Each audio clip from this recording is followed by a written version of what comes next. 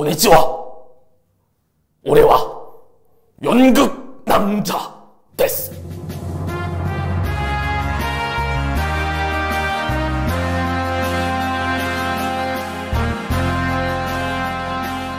장부가 세상에 태어나 금뜻을 품었으니 죽어도 그 뜻 잊지 말자. 아니 안우중그르. 예, 여러분 어디서 감히 형이 말이 안 끝났는데. 아야 탈골. 여러분 안녕하십니까, 이승원입니다. 안녕하십니까, 조용진입니다. 아니 근데 이거 하나 찍으려고 제가 지금 이거까지 그렸는데 좀 허무하네요, 막상 하고 보니까. 테이프가 없어서. 이거 진짜 유성매직이에요? 아니에요. 아니 수성이에요. 수성이죠? 물티슈 드릴게요. 여기 알겠습니다. 있잖아요. 지금 뽑았어요. 저희가 오늘 의상까지 맞춰 입고 상황까지 준비한 이유가 있습니다. 그 이유는 오늘 다룰 뮤지컬이 근데 다 지워졌어요? 다 지워졌어. 네. 오늘 다른 뮤지컬이 영웅. 뮤지컬 영웅은 어느 분을 소재로 한 뮤지컬이죠? 뭐였죠? 정말 어색해서 못 봐주겠습니다. 안정군 의사님의 일대기를 다룬 뮤지컬이죠. 사실 많은 분들이 접하셨을 공연이긴 한데 이번에 영웅을 하게 되는 그런 의미는 조금 다른 것 같아요. 의의를 말씀드리기 전에 혹시나 모르시는 분들을 위해 제가 간단히 말씀드려볼까요? 네네. 뮤지컬 영웅 1909년 10월 26일 하얼빈역에서 7발의 총성이 들립니다. 빵빵빵빵빵빵! 이거 맞나? 그로부터 100년 후 2009년 안중근 의거 100주년 기념 공연이 시작됩니다. 제가 요즘 세종문화관에서 계속 연습을 나가서 그런지 건물에 가로 길이가 50m, 30m짜리 태극기가 그 큰 건물에 다 설치가 돼 있어요. 올해가 3.1운동 100주년의 해라고 해서 3.1운동의 100주년이기도 하고 또 뮤지컬 영웅의 10주년 기념이기도 하죠. 근데 안중근 의거 100주년이기도 한 거죠 또? 110주년인 거죠. 110주년이에요? 네. 100주년 기념으로 2009년에 제작이 됐으니까 이제 110주년 기념인 거죠. 용진 씨는 뮤지컬 영웅 봤어요? 네, 봤죠. 언제 봤어요? 한 2년 전에 쿠팡에서 사실 세일을 해가지고 제가 2층 좌석에서 본 적이 있습니다. 저도 그때 봤어요. 그래요? 네. 저는 1층에서 봤어요. 어땠어요? 좋았어요. 옛날에 학교 교수님께서 공연 어땠어? 라고 물었는데 좋았어요 라고 말하는 거면 그거는 유치원생이나 하는 대답이라고. 그러면 어떤 노래를 가장 좋아해요? 뮤지컬 영웅 중에? 저는 장부가 세상 저 노래 미치가지고 저는 그날을 기약하며라는 노래. 그날을 위하여. 태극기를 딱 들고 이렇게 합창을 했을 때 네. 이렇게 막 소름이 돋잖아요. 그리고 그게 또 커튼콜 노래잖아요. 그러면은 가장 좋아하는 감명 깊게 본 장면은 있어요? 정말 많은데 마지막 부분이 굉장히 좀 기억에 남아요. 흰 옷을 입고 장부가를 부르고 목을 매는 장면. 외롭고 고독하고 좀 쓸쓸하기도 하셨겠다라는 생각 들면서 저는 만두 먹는 장면이 좋았어요. 왕서방네 만두집. 네, 맛있을 것 같았어요. 그 만두 먹는 장면 전에 혈서를 쓰고 하얼빈으로 가서 이제 그 만두 가게에서 숨어 있잖아요. 그렇게 혈서를 쓰고 결의를 딱 다졌던 모습이 있고 그 다음에 그 만두 가게에서 숨어 있다가 만두 먹자 하면 정말 해맑은 소년처럼 나와서 만두를 막 먹으면서 노래를 부르는데 생각해보면은 독립운동했다고 하면 뭔가 나이도 많고 네. 뭐 중장년인 것 같은데 뭐 10대들이거나 많아봤자 20대 초반. 그렇게 나라를 위해 희생하겠다고 마음을 먹다가 결국에는 이 맛있는 만두에서 너무 인간적인 모습이 보이니까 거기서 눈물이 핑 돌더라고요. 또 뮤지컬 영웅 하면 빼놓을 수 없는 두 분이 계시죠. 정성화, 양준모. 어떤 캐스팅을 봤어요, 2년 전에? 저는 정성화 선배님 캐스팅을 봤어요. 저도요. 참 잘하시죠. 근데 진짜 욕 나올 정도로 잘하던데. 그분이 영웅 이런 것도 정말 멋있지만은 그분이 인물을 맡을 때 그 약간 전 유머러스하고 그 유쾌함이 너무 좋아요. 코미디를 할 줄 아는 배우들이 비극도 잘한다고 하잖아요. 아무래도 개그맨 출신이시고. 네. 제가 오늘 이 두 배우분들을 소개하고 싶은 게 한번 공통점을 한번 엮어봐서 한번 소개를 해드려볼게요. 좋아요. 네. 첫 번째로 가장 큰 공통점이 네. 원래는 어떤 뮤지컬 배우가 아니라 각자 다른 분야에서 넘어오셨어요. 정성화 배우님은 개그맨, 양준모 배우님은 성악가. 그리고 두 번째 공통점이 있습니다. 네. 뭘 것 같아요? 생각해봐요. 저는 모르겠는데요. 장발장. 두 분 다 대한민국에서 장발장을 하셨죠.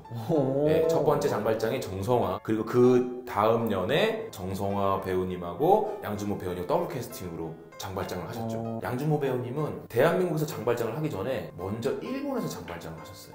그래요? 네. 일본에서 원래 일본어로 장발장 오디션을 보고 네. 합격을 해서 거기서 장발장 공연을 하고 네. 한국으로 넘어와서 장발장을 하게 된 거예요. 그리고 세 번째, 본인께서 처음 하셨던 뮤지컬 첫 커튼콜 때 그런 생각을 하셨대요. 아, 내가 하고 싶었던 게 뮤지컬이구나. 두 분 다 동시에. 제가 그 다큐에서 본 거예요. 재밌네요. 굉장히 공통점이 많죠. 저는 공연을 봤을 때 앙상블들이 전에 해왔던 앙상블들이 나오는 공연과는 좀 다른 에너지를 느꼈어요. 진정성 있는 어떤 에너지의 조화가 전 느껴졌거든요. 예를 들어서 제가 팔을 하나 이렇게 올리는 것도 이 팔을 올리는 외형적인 움직임 안에 자기의 진정성을 싣는 거는 배우 개인의 능력이거든요. 그쵸. 근데 역할을 맡으신 분들은 그 진정성을 넣기가 그래도 앙상블보다는 조금 수월한 것 같아요. 근데 앙상블들은 나와서 그 안에 조화와 어떤 약속을 정확히 수행을 해야 되는데 이 안에 자신의 진정성을 넣기는 저는 이거 정말 쉽지 않은 것 같거든요. 왜요? 왜 쉽지 않아요? 앙상블들은 조화가 중요한 역할이기 때문에요. 어떻게 보면 기능적인 역할이 중요하죠. 한 명 한 명의 기능이 조화를 이루고 그 조화가 엄청난 힘을 발휘하는 거기 때문에 그 하나의 그림이 돼야 되기 때문에 그렇죠. 내가 개별적으로 튈 수 없다. 그렇죠. 그런 지점을 통해서. 네, 그 이유가 뭘까 고민하다 보니까 대한민국 국민이기 때문이지 않나. 만약에 누가 죄인인가 장면에서 아무도 주목하지 않는 무대 구석에 있어도 제 안에 무언가가 동기부여가 될 것 같다는 생각이 들더라고요. 뭔가 꿈틀거릴 것 같아요. 근데 그게 관객과 배우 다 대한민국 국민이기 때문에 더 좋은 퀄리티를 낼 수 있고 더 즐겁게 볼 수 있는 이 두 지점이 있지 않나 싶은 것 같아요. 저도 공연을 볼 때 네. 그런 부분 때문에 더 감동적이었던 것 같아요. 이번에 더 기대되는 거는 또 앙상블이 29분이에요. 이렇게 많이 나왔나 싶기도 해요. 총 출연진이 50명인데 맞아. 그 중에 29분이 앙상블이에요. 저는 그것만으로도 굉장히 큰 힘이 있을 거라고 좀 생각이 됩니다. 그쵸. 그리고 되게 재밌는 건 네네. 작가가 아는 분이에요. 잘 알죠. 한아름 작가님. 한아름이라는 이름을 얘기했을 때 굉장히 자연스러웠는데 그 이유가 뭘까요? 아름아. 그건 다음에 말씀드리겠습니다. 제가 대학 들어가서 첫 CC한 게 한아름이라는 친구였거든요. 아름아 보고 있니? 불쾌하다면 사과드리겠습니다. 어쨌든 오이디푸스를 각색하신 그 한아름 작가님이 이번에도 영웅에서 극본과 가사도 직접 쓰셨죠. 한아름 작가님이. 네, 정말 능력자신 것 같아요. 맞아요. 저도 오이디푸스 봤을 때 그 각색 능력에 대해서 저희가 감탄했었잖아요. 한아름 작가님 한번 모시고 싶습니다. 형님 만약에 공연이 너무 좋았는데도 불구하고 좀 아쉬운 장면이 있었다 하면은 물론 저는 모든 공연에 아쉬운 점은 있어요. 뭐냐면 누가 죄인인가라는 장면 이후부터는 네.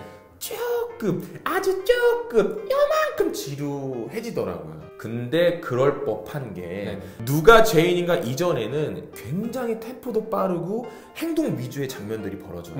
회의도 해야 되고 작전도 짜야 되고 움직이기도 해야 되고 총도 빵 쏴야 되니까. 사건도 크고. 네. 근데 누가 죄인인가 이후에는 거사도 이루어졌고 안중근 의사님도 이제 감옥에 갇혀 계시고 그래서 정서적으로 이제 흘러가는 장면들이 대부분 배치가 돼요. 포커스가 인물의 심리로 들어간다는 말씀이시죠? 그렇죠. 그러니까 행동에서 이제 심리로 바뀌는 거죠. 그쵸, 그 그쵸. 기준점으로. 그래서 아무래도 액티브한 게 적어지다 보니 다소 지루함이 느껴지지 않았나 싶습니다. 제가 요즘 위안부 소재로 하는 연극을 지금 연습 중인데 그런 소재로 연극을 준비하다 보니까 역사 강의를 의도치 않게 듣게 됐어요. 그 역사 강의 하시는 분이 예술이 왜 존재해야 되는지 그 이유에 대해서 강의를 해주시더라고요. 제가 예술가인데 그 강의를 들었던 내용 중에 너무 와닿는 내용이 있어서 좀 요약을 해왔어요. 이거를 조금 알려드리고 싶어요. 역사를 잊지 않고 기억하기 위해선 논리적인 설득보다 마음을 울리는 공감을 만드는 것이 더 효과적이다. 그리고 그것이 바로 예술이 해야 될 일이다. 그 강사분이 자기가 어디 가서 논리적으로 막 이렇게 강의를 하더라도 예술가가 무대에서 연기로 한번 보여주면은 더 아름답게 설득할 수 있는 그 공감이 더 짙어진다는 거죠. 그 부분이 저번에 저희가 비극을 다뤘을 때 카타르시스라는 걸 다뤘었잖아요. 네. 그 부분이랑 비슷한 것 같아요. 이론적인 교육이 아니라 감각적인 체험이라는 그렇죠. 말씀인 것 같아요. 네, 맞아요. 눈으로 직접 보고 귀로 직접 듣고 피부로 직접 느끼는 거죠. 그래서 이제 역사적인 사건을 우리가 예술로 재현하는 것은 과거의 걸림돌을 현재의 디딤돌로 삼아 미래로 향해 나아가는 행위다라고 말씀하시더라고요. 예술이라는 것이. 그렇죠. 그럼 우리는 굉장히 대단한 걸 하고 있는 거네요. 그러니까 더 책임감이 굉장히 무거워지더라고요. 이렇게 말씀하시니까 생각났던 게 정성화 배우님도 그런 말씀을 하셨어요. 2011년에 네네. 뉴욕 브로드웨이에서 공연을 하러 갔을 때 네. 안중근 의사님의 손녀분이 공연을 보러 오셨대요. 그래서 편지를 주고 가셨대요. 네네. 근데 공연 전에 배우들끼리 다 같이 모여서 그 편지를 낭독했대요. 정말 다 같이 울었대요. 그리고 나서 하신 말씀이 그 공연은 정말로 마음으로 다했던 공연이라고 말씀을 하시더라고요. 그 기분이 조금은 뭔지 알 것 같아요. 지금 뭐 위안부 할머님들을 소재로 하고 계시지만 네. 그 책임감이 엄청 크죠. 그렇죠. 저도 저번 했던 작품이 자연의 지분들을 대변했던 작품들인데 한 회 한 회가 굉장히 무겁더라고요. 그러니까 무거운 책임감?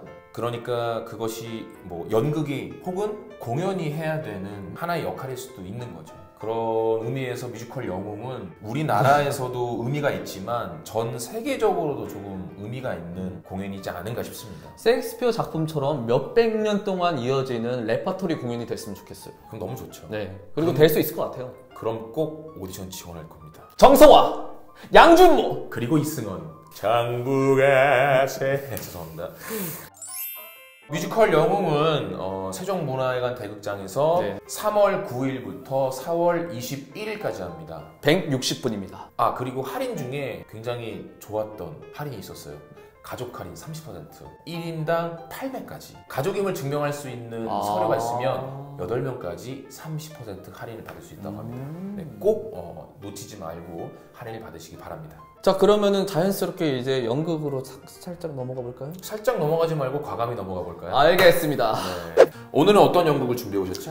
저는 창작 집단 라스의 연극 헤카베를 준비했습니다. 믿고 보는 집단 라스입니다. 저는 그렇게 생각해요, 개인적으로. 산울림 고전극장 시리즈 중에 하나인데, 저는 이 산울림 고전극장 시리즈가 고전의 명작들을 현대의 감각으로 재창작하는 프로젝트인데, 여기 공연을 매해마다 보고 있는데 굉장히 신선하고 재밌어요. 맞습니다.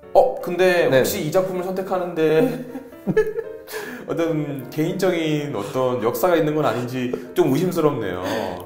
무슨 얘기 하실지 알아요, 지금. 잘 있니? 잘 지내고 있니? 아니, 잠시만요. 오늘 굉장히 전 연인들이 다 밝혀지는 것 같은데, 그 친구는 유부녀 됐어요. 건드리지 말아주세요. 맞습니다. 네.